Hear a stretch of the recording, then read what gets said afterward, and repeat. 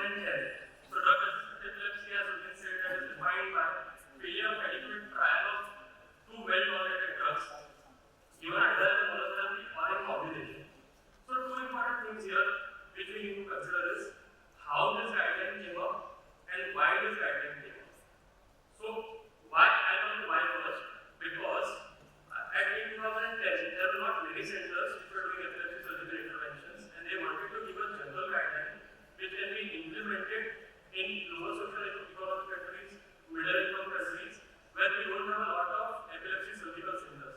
So they wanted to say that, okay, if you have a patient who is refractory to two or more medications, it is an indication for pre-surgical evaluation. It is not an indication to go ahead with surgery. And that is why it came up. And it came up, and how it came up. So it came up because of a article which was published by Quell and Rory. In 2000, they studied patients over 15 years, and they tried to identify what number of patients were refractory to medications. So there is a widespread information which we all know that if two anti-seizure medications fail, the chances of seizure freedom with the third anti-seizure regimen is less than 5%. And it is sometimes misquoted as after two ASM failures, the chances of failure of third regimen is 95%. And it is on the basis of this paper. It was published by Quell and Rory, the same man who gave the definition of drug refractory epilepsy. Now, a similar study was published in 2018 by Chen et al., which also showed that addition of third drug regimen, there is only 4% increase in benefit.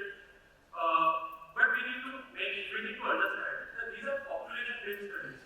It cannot be applied to individuals. So what we know is that 4% of the entire cohort of those studies achieved seizure freedom, and these studies were the main studies which were used in defining drug refractory epilepsy. So what do I mean by 4% of the entire cohort? So for addition of third medication, 4% of the total patients who were taken at the beginning, whether they were seizure free on first medication, second, or third, only 4% had seizure freedom. Quell and Rory never intended that the statistic should be used to guide individual decisions. And moreover, all these studies which showed two drug failures came before the access to acrosomite parameter, rivaroxaban and sulfametharin. Same Patrick Quell, who gave the definition of DRE, who published 2000 articles saying that 4% of the patients benefit from that. He said that the patient may still become seizure free, but this epidemiological evidence comes from the body of evidence.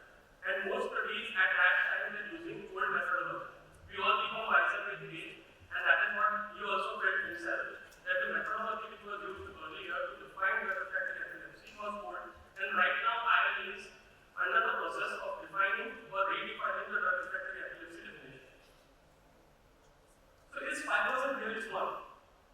Yes, it looks small, but if you look at the denominator appears to be very large, because this cohort included all the patients who get seizure freedom after the first medication, second medication, those who had trial or third medication, or anyone who was lost to follow up was also included in the study. So that's why this 5% appears to be a very small number.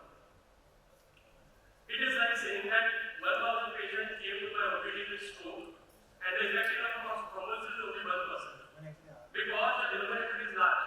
Here we are including the patients who presented late, who had stroke clavicles, and even those patients who were not attended thrombolysis. So what is a rational statistical usage of these studies? That we utilize only those patients who underwent thrombolysis, and then we look at the success rate. So by the same token, 2000 and 2018 studies were reevaluated. And after reevaluation,